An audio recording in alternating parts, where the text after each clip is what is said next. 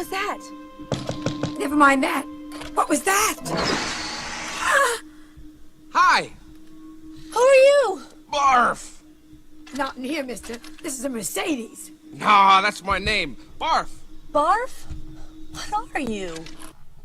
And here we go. BARFF Fantasy Football Podcast. Season 5, season finale, episode 15. Here in the studio for one last show for season 5. And what a season it's been. I'm Brian the Commish, joining me for the last long drive. Actually, you drove all over Western Mass, this part of the New England today. So it wasn't just the drive to the studio, but joining me in the studio, the best co-host in the business, owner Born to Run, Walt is here. Walt, how are you? Oh, I'm great. I just can't believe this is the end of our season. Either. How quick did it go by? It went way too fast. It really did. Joining us on the line, the owner of Sotie Pantloads, Kyle's on the line. Kyle, how are you?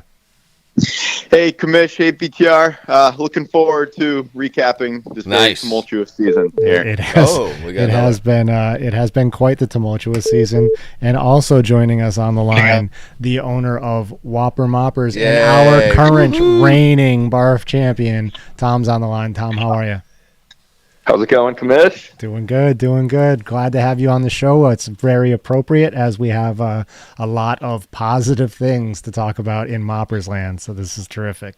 So we didn't get a chance before we jump into championship game. We never really got a chance to see how we got to that title tilt. We didn't really have a chance to discuss the Final Four, the semis, and we had Huey Lewis in the News taking on the rifle. Do I have this right? Hold on. Yep. Huey Lewis in the News taking on the rifle, and Whopper Moppers took on Boston Beans in the Final Four. Walt, before we get into the accolades for Tom, let's look at the rifle and Huey Lewis and talk about how the rifle got into the title game. Yeah, once again, the rifle, just one of those sneaky good teams. I'm just trying to pull it up here. We've got a little lag going. But here we go. I think Josh Allen didn't have a great day, but Jonathan Taylor and James Cook and Xavier Worthy, those three, they just went off on that week. And Jonathan Taylor, man, I got to tell you, unbelievable. He just performed for him when he needed him at the end, right? This was a 153.9 to 124.2 victory for the rifle. And talking about Jonathan Taylor, 41.8 points in the Final Four games. Insane, right? That's and crazy. Then, I feel bad for Huey. The lack of a bench ultimately caught up with him because when Kamara was ruled out, he tried plugging in Kendra Miller, and he, did nothing. 5.1 points, and that really hurt. And a guy that I think is maybe, I wouldn't be surprised if Kelsey retires.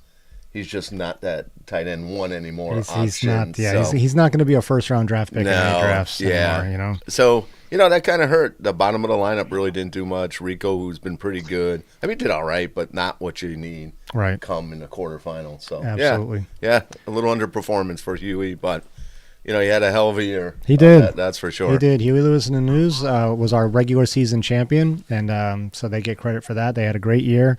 They ended up plugging a lot of bench spots in that last week, but we saw various weeks where they had 3-4 bench spots available. Yeah. Kyle, when you look at Huey Lewis's season, is this a case of the not caring too much for depth catching up with Huey this year? Yeah, probably. Obviously, he didn't care at all because he had no one picked up. Did he spend a single of his FOB budget? I think he was kind of doing that to try to hot dog. He was doing well. He wanted to win a championship with 150 FOB. He wanted to be like I said, be like Billy Bean with the A's. But yeah, good season for Huey overall, though. Yeah, I agree. Tom, Huey left Deebo Samuel on the bench, and he goes off for 25 points. This is someone that I've talked about all year, Tom. Do you ever feel comfortable putting Deebo Samuel in? It's a roller coaster with him. Yeah, Deebo Samuel this year was one of those guys. It seems like he had a good week, and he'd take 3 weeks off, good week off. So I don't blame him for not starting him. It's just he ended up putting up 25 points that week, which is obviously a pretty big killer. Yeah, since week 11, that was the first time he had gone double digits. So you can't really. There's just no. This is a guy that could get 20 points any week, but you can't. It just doesn't happen. No, right. But the nice part is ultimately ended up. I thought it was going to cost them, but if you do the math, it wouldn't have mattered. Wouldn't have mattered. It wouldn't have mattered. So that makes that hurt a little less if it doesn't really factor into the outcome of the game. Yeah, and on the other side of the ball, you hit the nail right on the head. Josh Allen has an off week, and the rest of the team really picks it up. Yep. In addition to Jonathan Taylor, he had great performances from Xavier Worthy, who was a kind of an under the radar guy this year. George Kittle, he finally gets a good season out of George Kittle after a couple of frustrating roller coaster seasons for George Kittle. So the rifle looked really strong heading into the playoffs. And this was yet another example going over 150. Let's take a look at our second game, and Tom's on the line to discuss it as the Whopper Moppers, the Battle of Chucktown, take on Boston Beans, and it is not even a game. 180.25 to 110.35. Walt, you want to tell me what you saw? well, at first, I'm like, it was kind of close, and I'm watching the game, and then when Hurts got knocked out, like basically on the first drive in the first quarter, I'm like, oh, no, that's horrible. But, it was still kind of back and forth. And then, then the Moppers just started flexing their muscles. I mean, Justin Jefferson all of a sudden was starting to catch touchdowns. And it was just, like you said, it ended up not being close at all. You had 21 from out of Aubrey, too. Yep. So, yeah, no, the Moppers turned it on. Tom, tell us about your feelings as you in the Final Four were looking at a chance to get to the title game, and you blew up for one of, if not the biggest performances of the year right when you needed it.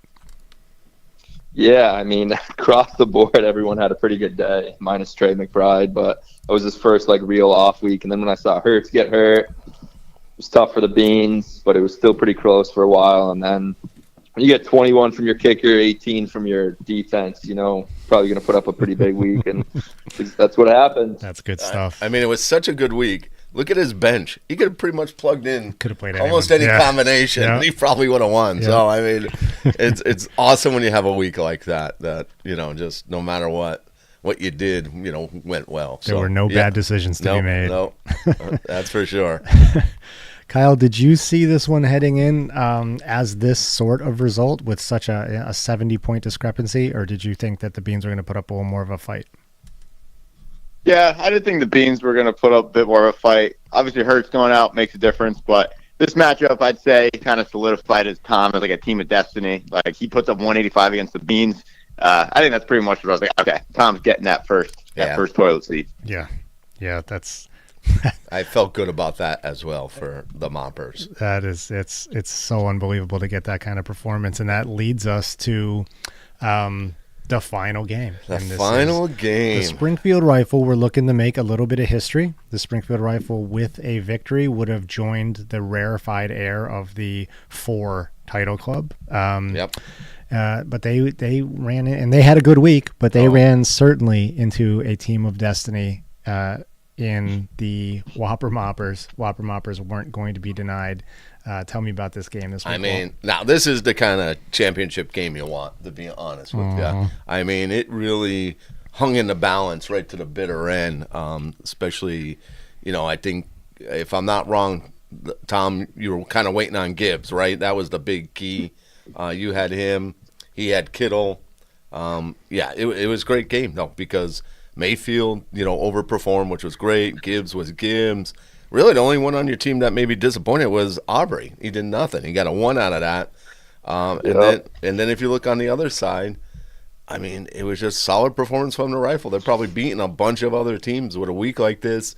The only thing is and I'm looking at his score, I don't know if it would end up matter anyway. It looks like it doesn't, is Keenan Allen, who blew up the week before. Yeah, right. He trusted him, and he only had 7. That was a killer. He definitely, he gets a little more there. Oh, boy. Yeah, if he had subbed in like McConkey, for example, rather than... Well, that's one interesting one. Yeah. I thought at the time...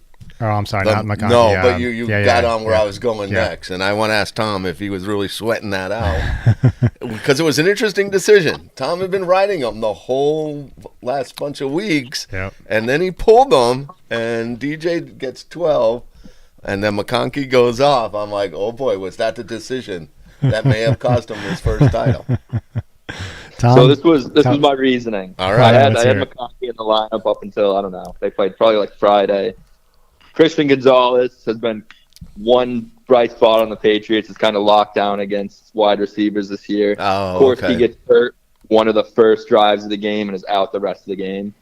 So, of course, McConkey ends up putting 29 points or whatever it was. So, if I ended up getting beat by a couple points, I probably would have been a little mad, but it ended up working out. And then when I saw Trey McBride go for 31. Yeah, he got a touchdown, too, of all things, too. Yeah, Yeah. it's Finally. crazy. Yo, what an amazing performance. Kyle, were you keeping track of this game as it went on? Because we talk about, when you're looking at the Whopper Moppers, 177, it's such a dominating performance, but they were only 17 points That's ahead what I mean. of the Springfield Rifle. Like, this was in play right to the end. How did the game seem to you as you were watching as a fan? Yeah, I was keeping track because, Tom was competing for his first title. Same thing with BTR. When I saw Lad McConkey go off for 30 on the bench, I'm like, that's one that, like, as a first-time champ or someone that didn't have a title yet, Tom's gonna be kicking himself all off season. That's gonna be the one that cost him. But then the rest of his team just obviously went off. Even going to the Monday night game, he had Gibbs and Kittle, or just versus Kittle. I kind of thought it was over anyways there. So Tom was good. True. After his start, Tom was he got off to much better. But you never know injury, so on any of that. But I agree, Kyle. I was thinking that same thing. And what would have been funny if Tyler was on that side of the coin there and he was in that situation. Can you imagine if he would have benched McConkey? Hey. If I would have taken everyone out in protest and just complained. Oh, barf slaughter talk. Let's not go there. That's a little dark. Yeah. Overcoming the Brandon Aubrey situation. A weapon too. All year long, Aubrey was a weapon, and that's tough. I read the other night he would have been ranked, I think, tight end 3 or 4. Really? Based off points or whatever, which is absolutely insane. That is insane. What a weapon to have all year. And, those are the types of pickups and moves that an owner makes that results in the BARFF title. Yeah. And you made them, Tom, so congrats to you. Yeah, Whopper congrats. Moppers. And we're all happy for Thank you. Yep. What Feels a good to season. finally get over the hump. Yeah, definitely. That is a We've good been waiting for a feeling. breakthrough from, the last few years. The first-year owners have been right there, and none of them. Yeah. So maybe this starts the avalanche of others, Christian. And I don't know about Tyler. That might be a different story. But at least Christian. We're talking Christian about. has been so tantalizingly close Yes. as we get the graphic up on the screen for Whopper Moppers in their title. Nice.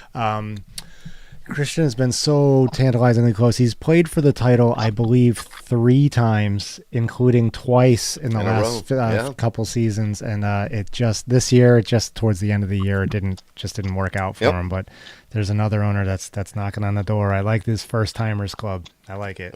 Absolutely.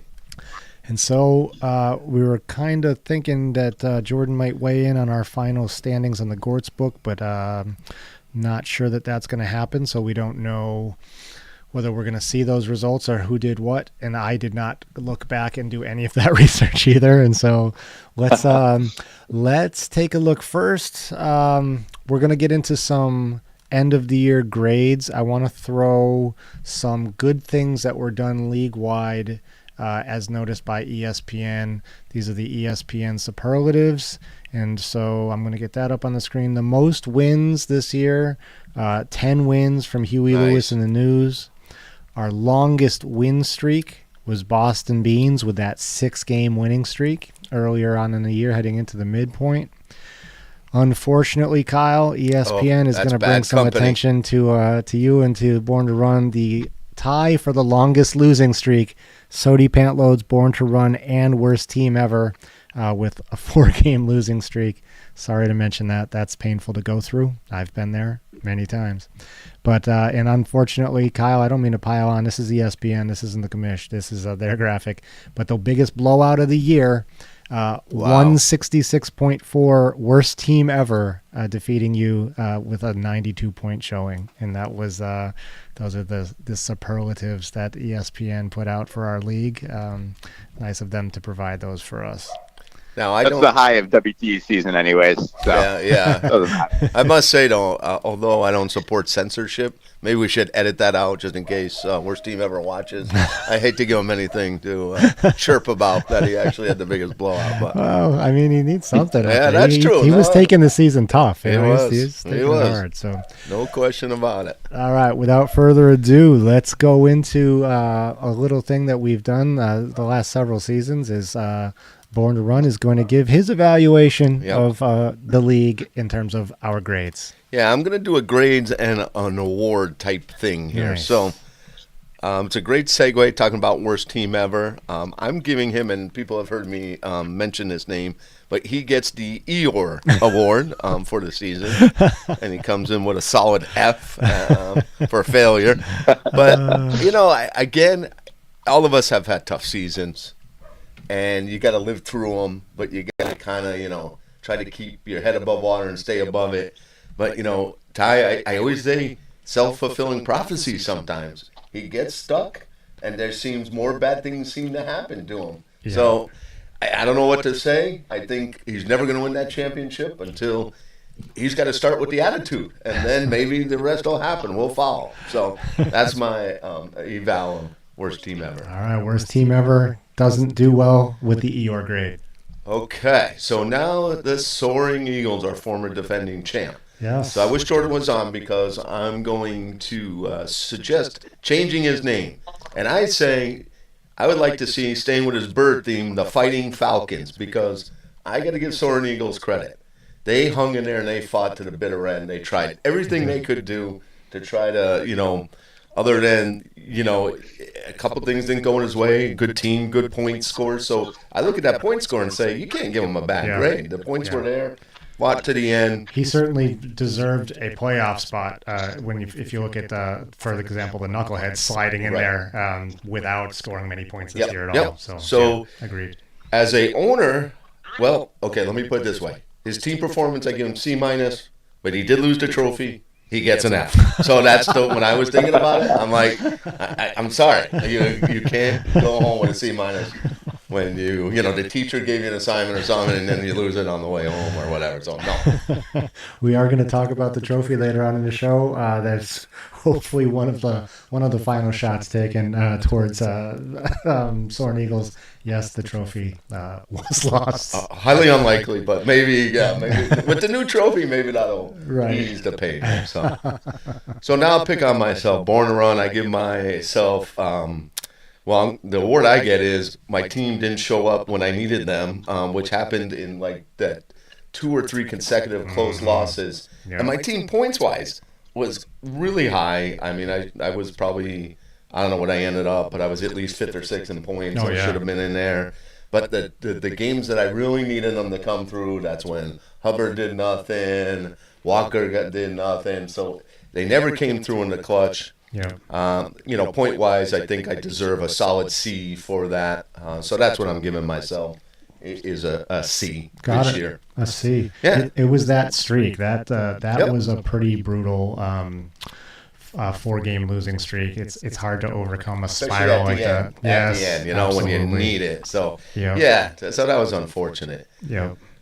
Now, the Always Optimistic Award goes to Sotie Pantloads. Yes. Now, unlike, I don't know, you have one extreme with the worst team ever, and then, of course, a man very confident of his team and what they will do. Definitely the glasses half full type of kind of mentality. Yeah. And again, I think that reads you, good things come your way like that. So the Pantloads, although low point totals, still found a way to get into the playoffs.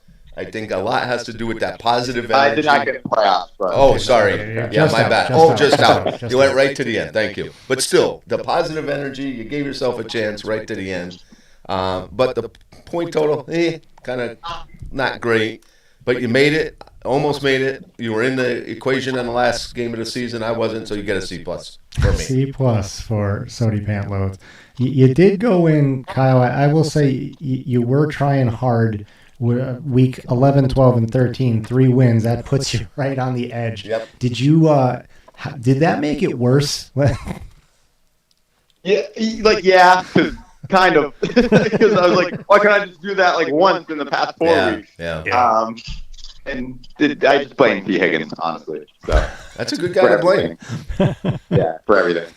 Tom, when you were looking at the glut of 7-7 teams, we were carrying a lot of teams with similar records for a while. There was like at one point where I think 6 teams were 6-5.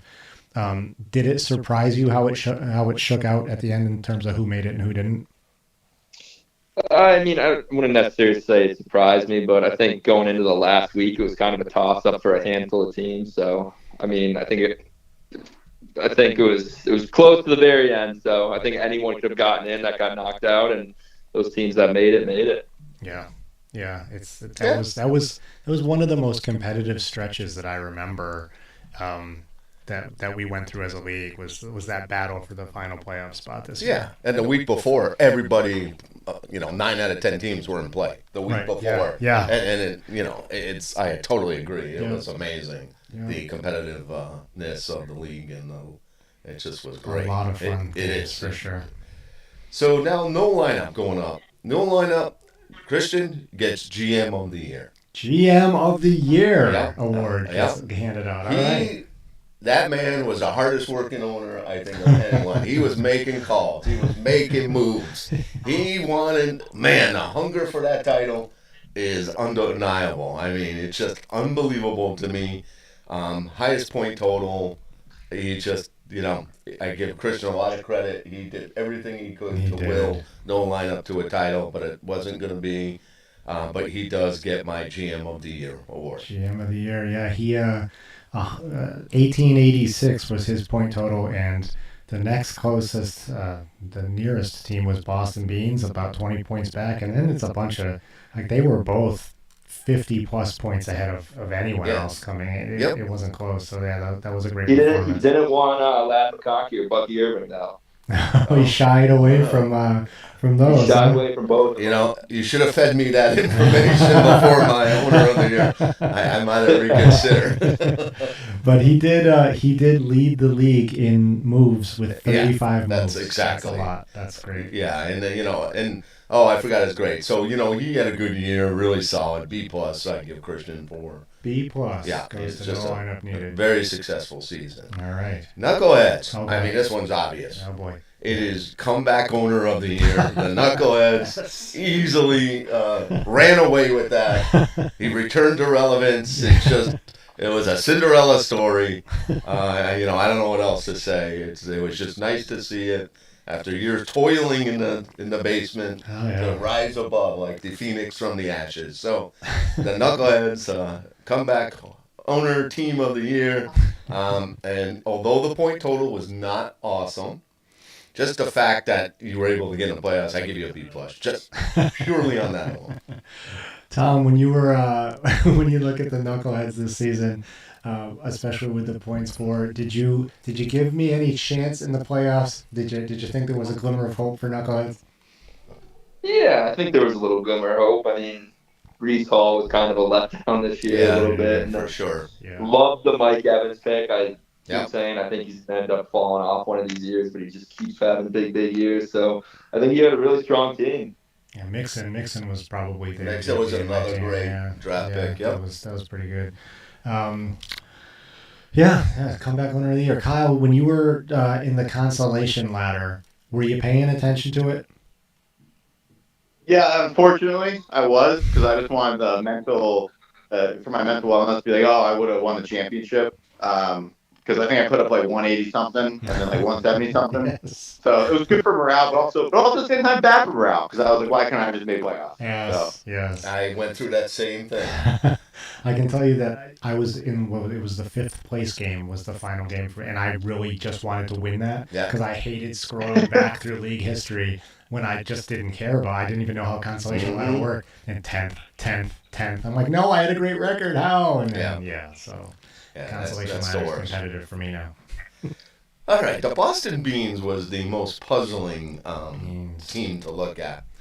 And I looked at it and I said, there's a reason why I feel that way. So I'm giving them the Where is Waldo award because I feel the Beans were AWOL a bunch of times. Like, they didn't seem to have the presence they usually bring, and I know, he's kind of, Ty has warned, kind of influenced him a little about this. Oh, woe is me, I'm losing, and yet he had a great year, but we didn't really hear a lot from him. So We it seemed didn't. like he was missing in action. I will say we talked about the GM of the year, Christian, with no lineups performance, and it did seem to me that Beans now no lineup had a lot going on, including this move and Yep. all of these other things, changing jobs. It's a lot of stress.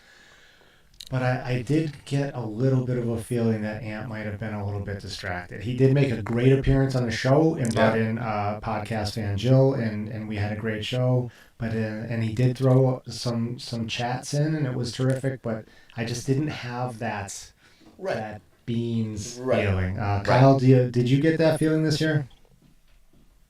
Yeah, I'd say so. He might have been playing with a heavy heart because what happened to Tua earlier in the season. But overall, yeah, like you said, he participated here and there, but wasn't really getting any trade calls from the Beans, which we usually get. Exactly. He seemed distracted. Yeah, I'll say that. A little distracted. Tom, what do you think? You have a closer view than some. Was there anything going on in Beans Land that led you to believe that he just wasn't as plugged in as normally? Maybe a little less fire this year, but as far as like the trades go, I know we talked about trades a couple of times, but he just couldn't find like someone he was willing to give up or someone to like trade for. So I think he still had it for the most part, but be a little step back this year. He might not have really felt like he had to. His team put up the second most points in the league, and he, in an off year, finishes fourth. So that's pretty impressive. Yeah, he did have 28 moves. Yeah. But I'll go back to, if I don't get at least one trade request from the Beans where he's trying to rip me off, I don't feel he's engaged. That's kind of my litmus test for the Beans. Got it. All right. Now, so, the point total was there. It's tough to knock him, down, but I gave him a B+, even B+. with the not complete engagement that I'd like Fourth to see place. from it. Fourth Right, place. that's B+, what I mean. yeah, that's High pretty good. points. Yeah, exactly. Absolutely. All right, Huey Lewis in the news. He gets my I don't need a bench award. I'm still sitting here baffled. No free agent money spent. The lowest, WT, but we won't count them as least amount of moves because I think towards the end, the only move he did was go sulk in his bedroom. But Huey, only 15, not spending any money. It's just insane. But yet, he defied the odds and just found a way to win. Yeah. And I'm going to go back and do a postmortem on this and try to understand how it even happened. A 10-4 record. Great year. Was on top pretty much from the start and battled with you early and then just kind of started running away with it. And Kyle, was Huey, did you ever get the sense that this was an off year for our first place team throughout? I can't say it was an off year just because he wasn't first like the whole entire year, basically. Right. So you can't really call it an off year. I would say the one defense for him not using any of his like free agent budget, I feel like this was probably the worst free agent year in a long time. Like I can't think of off the top of my head, I can't think of a single guy that like was the big difference. There's no Puka, there was no James Robinson, there was no one like that. Right. So I can kind of see why like maybe he didn't spend any of it. But yeah, no, I can't really call it an off year because he finished right. Exactly. But I will counter on that. You do, in my mind, you put bids in to block others, though, from even, solidifying their team. Yeah. So I know that's my counter argument. That's why I had 3 quarterbacks. That's right. I just didn't want anyone else. Exactly. Tom, Huey Lewis in the news. Did you expect them to go further than they did? I can't knock him for the year yet. He's 10-4, so obviously a pretty solid regular season. But I'd love to hear a reasoning of not spending any of his money. I feel like half the year, 3/4 of the year, he only had like 2 or 3 guys on his bench. Yes. Crazy. So picked up a couple of guys. So I'd love to hear reasoning on that. But seems like he's always in it. So he knows what he's doing. I did not get any calls from him about trades. Did anyone get a trade offer? Not one offer, and that always happens. I made him an offer. I just no trade. He did text me a couple times, but no trade. Usually he texted me about losing to me on a guy like on the waiver wire, but it's he bid 0, so you can't really. I mean, I guess once he picked up Deontay Johnson, he felt he didn't need to actually make any trades or waiver pickup. Yeah, I don't know. Yeah, I made a play for Barkley early on. Oh, yeah. I think I offered him Mahomes and Pickens, and I didn't. He might have thought I was trying to fleece him. Well, right, yeah, for sure. But yeah, but a great season. Once again, a great season by Huey Lewis and the News, and what we can call a disappointing finish for them. They bow out in the semis, and he's the first place team all year. So great performance. So I give him an A-. I mean, Nice. the points are so, you know, but and first the whole season, get to the quarters, you know, yeah. I mean, how else? It was a good season. Yeah. So kudos to Huey for that. Yep. So the rifle gets my don't underestimate me award because this is the true like Rocky Balboa or the Miracle U.S. team. It's like all year, like, oh no, he's probably not gonna make it. Like, and boy, at the end, the rifle really put it, you know, came together and you know, really, you know, made a hard push for the playoffs. I mean, the point total was good. If you look, the interesting part, maybe part of the problem was that points against. I didn't notice until this morning when I was looking at some of this how high his point against total was. Yeah. So that might have been part of it. So kudos to the Rifle. Really, like I said, kind of one of those teams we were just saying, yeah, they look good. I don't understand. Yeah. But yet, you know, I think one time we thought we wouldn't make the playoffs, right? Right. Was it like 8th place or something like that? Yeah. He kind of rode the standings like an elevator, but he towards the end of the year, the performance, even in the title game loss, he put up 160 points. Yes, that's what I mean. Yeah, so you know, I gotta give him. He gets his A- too for that. Even though, you know, he just barely made it into the playoffs, but second most points, or second most. I'm sorry, moves. Second most moves. Yeah, 33. So good for the Rifle. Yeah. Yep.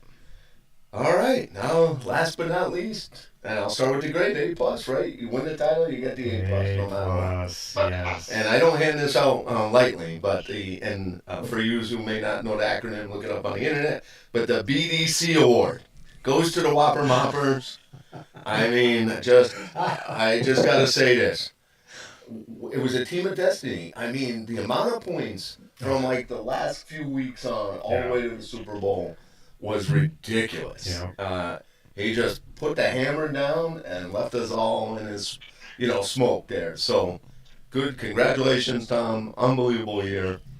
You peaked when you needed to. Oh, absolutely. So, Tom, I'm looking at starting in Week 12. In Week 12, you're needing some wins. You're coming off 2 consecutive losses. And then you start this run.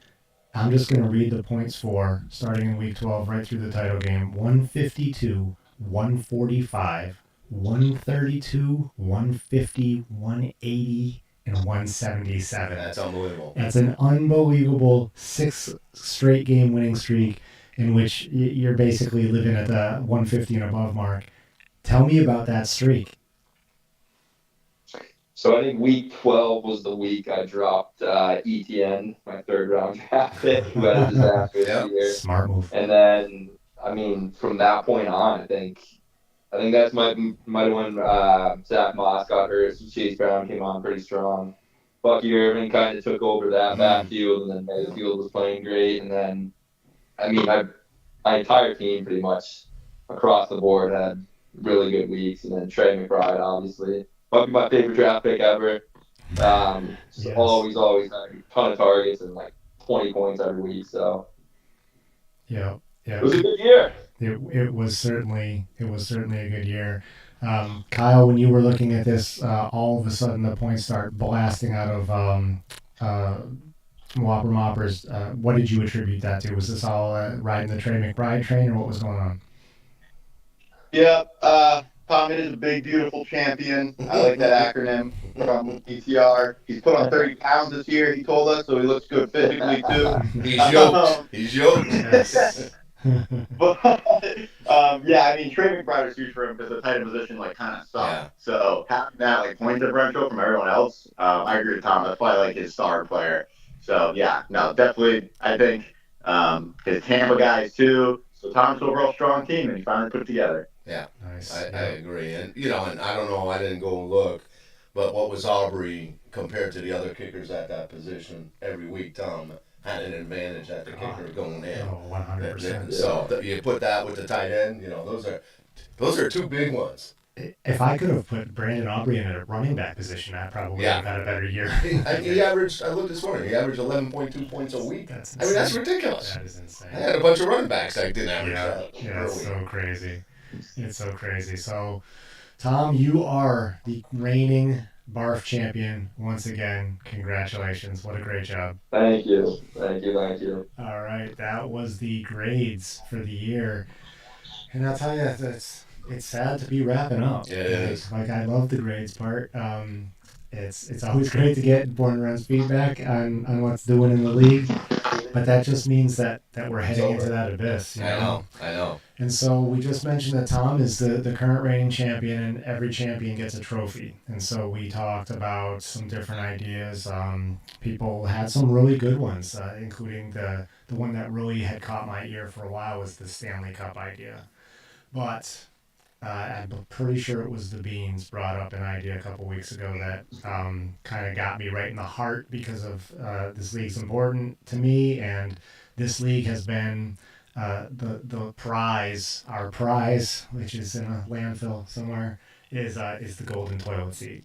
And so the Beans had brought up, why don't we just do another toilet seat, put all of the champions from years past on one side, and then start anew this year. And that is what we're going to do. We're going to make a new golden toilet seat. We're going to denote all of the past champions. And Tom, you will be the first one of the new era to sign the fresh side of the golden toilet seat. So congrats on that. That's what you have to look forward to. Wow. I'm excited. Thank you. Sure. I will say though, this is up for discussion for everybody. One thing I was thinking about mentioning the Stanley Cup. You can have the Stanley Cup. You get to hoist it. You don't bring that thing home and sit on it for a year. So I'm not 100% sure that the golden toilet seat's going to travel too far, given the situation that took place this year. Not that if we kept it here at HQ, it wouldn't be susceptible to the forces of nature. Although I will say I would, if flames were shooting through the roof and through the windows, I would be entering to regain golden toilet seat. Yeah. So That's a good question. Yeah. What should we hold it on display at HQ and have the champion write their name on it and hoist it and know that they are the current champion, or should we continue our traditions and the champion takes the trophy? What do you guys think? I think we continue the tradition. All right. Yeah, that's a tough call. I think we continue because I think like my favorite part of winning is like having it in my possession. Right. Yeah. And I agree. We don't want to like a Jimmy Carter lay in state type Yeah, of that's thing true like too. that. Yeah. So Yeah. I agree. I think too, it's not the trophy, right? The trophy is great, but it's just the fact that you can say, You are I'm the BARFF champion. That's what's really more important. Yeah. So 100%. And people like come over your house, they look at it, they're like, "Hey, what's that?" I'm like, "Hey, let me tell you." right, Yes. exactly, Kyle. Yes. All right. I'll take that feedback. It will continue to go with the champion for the year. Yep. And Tom, you'll get your hands on it at the draft, and hopefully you're able to be there and sign it, and then it will be yours for the year, and you are the reigning BARFF champion. Let's go. I will definitely be there. I love it. And That's it, right? that's Wow. it. That is it. It's this is the saddest day of the year to me. I mean, we're a little bit late with final podcast this year, so we're kind of able to stretch it out a little bit, but we're heading into that dark period where just kind of wait for the NFL draft And start talking. yeah. The It's holidays are over, as they say, unfortunately. I do like this time slot for this show though, because this is the week that if you're watching NFL games, I don't know why. I was trying to keep up with some of it when I was at work, and I'm like, wow. Yeah, what's the point? Like you look at the box score, you don't know who some of these people are. Yeah. Everyone's resting people. And, Yeah, the only game matters really is tonight. I know Tampa's got to win to Yeah. get in, but other than that, like, Us Broncos fan, we got a big game in 20 minutes. That's right, Broncos. That's true. Okay, you tell yourself. I like that Broncos team too. I hope they don't choke. I know. That would be really brutal. Mm-hmm. And so, yeah, I hope the Broncos make it. It's Yeah. hard not to like them. Yeah, that's a good team. And Although I do like the Bengals. I give Bengals a lot of credit. The amount of fight they put in They- to get themselves even be in that conversation of making the playoffs. that's a lot of I don't want T. Higgins getting any fast back in football. So. T. Higgins is persona non grata in the Pantloads land, so I take it you will not Rightfully be so. drafting him. So, all right, Yeah. all right, guys. Thanks, All right, guys. Kyle, thanks Great for calling season. in. It's been a great season. Walt, you have been a road warrior, I love it. And the podcast would not survive without your efforts. So This it is was, and thank you for hosting, for running the league. This wouldn't be a league without you and all the energy and everything you bring to it. So thank you for everything. well, we love this league, and let's look forward to making 2025 season our best one yet. After what an amazing season this has been.